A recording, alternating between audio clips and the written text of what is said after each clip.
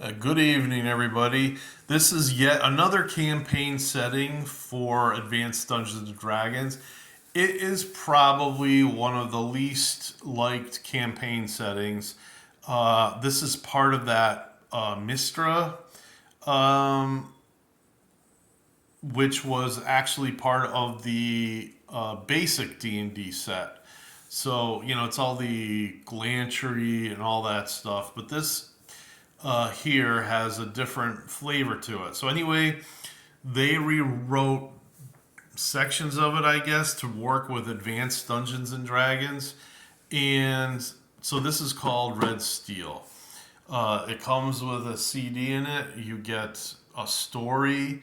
You get to learn a little bit about the Red Steel curse. It says power has a price, and I'll go into that in a minute.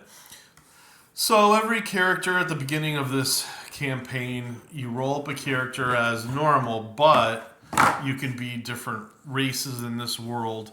There's, the races I think from Galantry and Mistra and all that basic D&D stuff. It was this is a CD. The CD's good. It's got really good music and stuff on it. And they show you a little bit what else came out at the time. So anyway, the characters, you get a power. It could be something like elongating your arms, maybe super far, sort of like Mr. Fantastic of the Fantastic Four.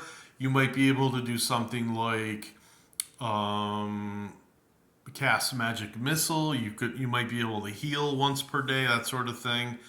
But here's the catch. In order to keep these powers under control, you have to carry around with you something called Cinebril.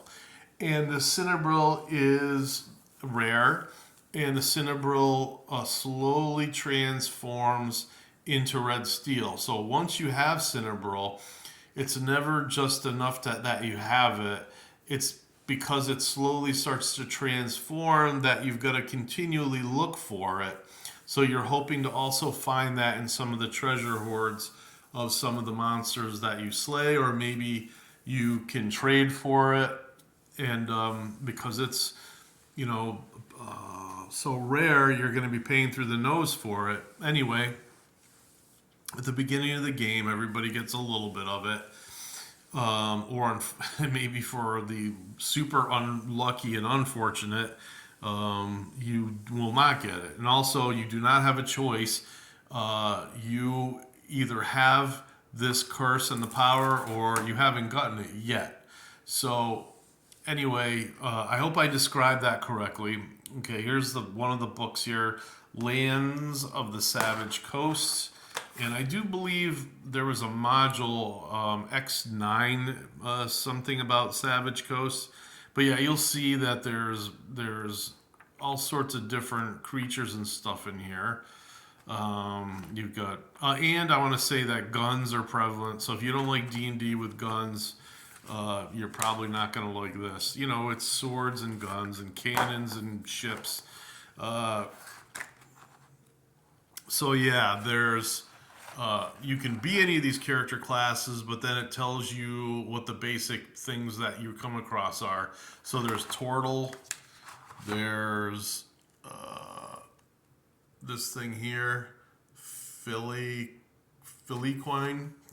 uh, Rakasta. Of course, you remember those from the adventure module, the Isle of Dread, the Lupin, which is like a dog person.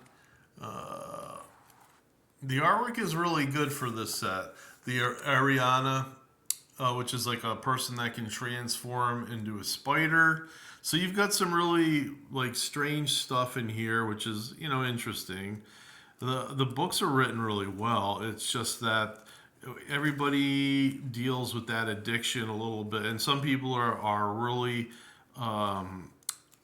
cursed, or they have more troubles than others.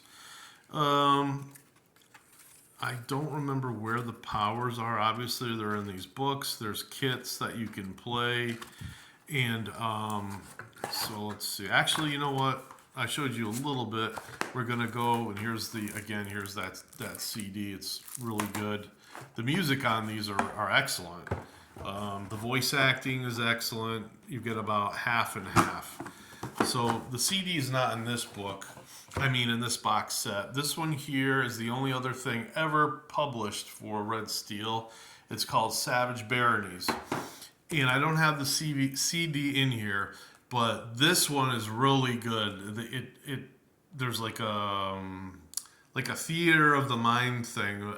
The guy, he comes into somebody's house and he threatens him right when they're having a party, and he says he demands that you give me your stash of Cinnabril, and all of a sudden he kind of starts transforming right there, melting into something. I don't know.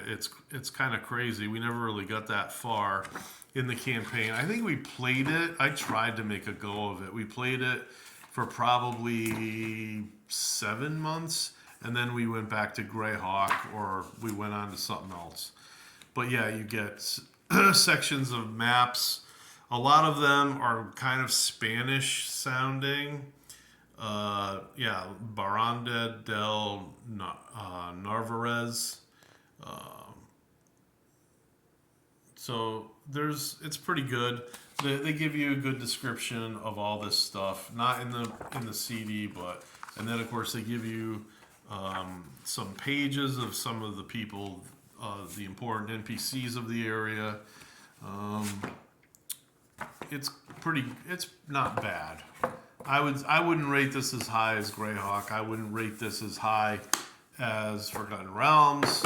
But if you want to work on something and you don't want to be spoon fed everything, you want to be given the basics, this is good. Also, again, if you want ships, guns, that sort of thing, Red Steel might be for you. Even if you and your group decide to maybe nullify some of the effects and just give everybody some of the they call them legacies, the powers that are given to the players at the beginning of the game.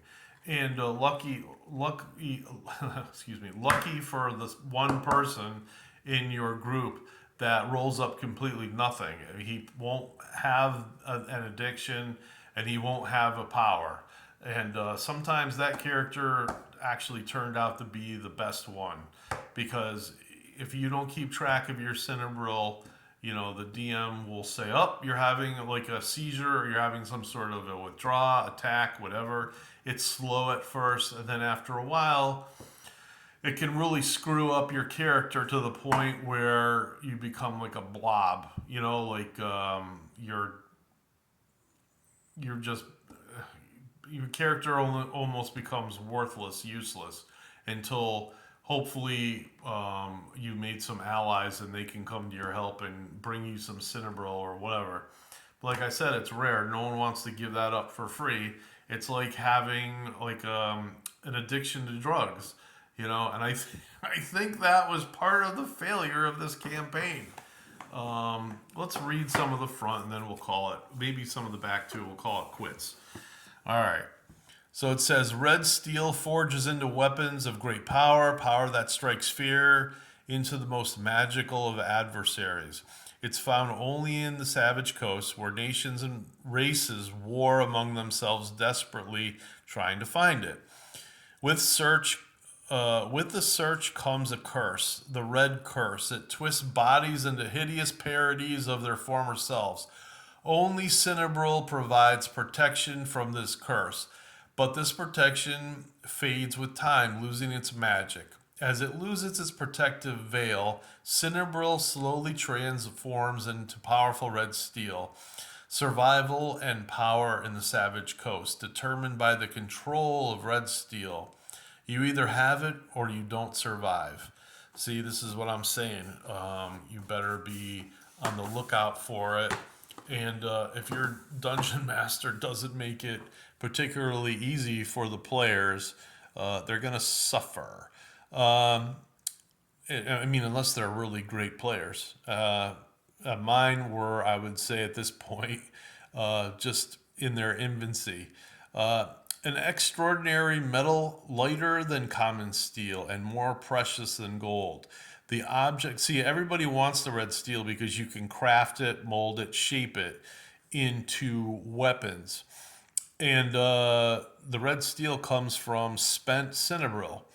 Let's see. The object of quests and the cause of war. Only one place holds this treasure, the Savage Coast. This grand frontier is also home to the Red Curse, an ancient bane that hideously deforms some victims while mysteriously granting power to others. Here, player characters can acquire wondrous abilities even as they seek to garner red steel, the key to power and fame. You've got again the books. You've got an explanation of the powers, the curse, and of course you've got the maps to look around you. Let's see. Let's see. Oh yeah, here we go. An audio compact disc featuring background music to enhance any adventure, created especially for the Red Steel campaign. This CD contains 13 original compositions that can take you from a storm-tossed sea to a suspense-filled dungeon, over 60 minutes of music and sound effects in all, plus audio drama to introduce the setting. Like I said, for that alone, this is pretty good, but it's not worth like over $100 good. This is one of the last things that were found on hobby store shelves when the second edition was basically gone, going bye bye. So, if you can find one of these, maybe in a, I know it's almost impossible, in a Goodwill or somewhere, uh, I recommend it, obviously for collectability, but other than that, I mean, I'm holding on to it simply because it's part of my collection and a curiosity. Good night.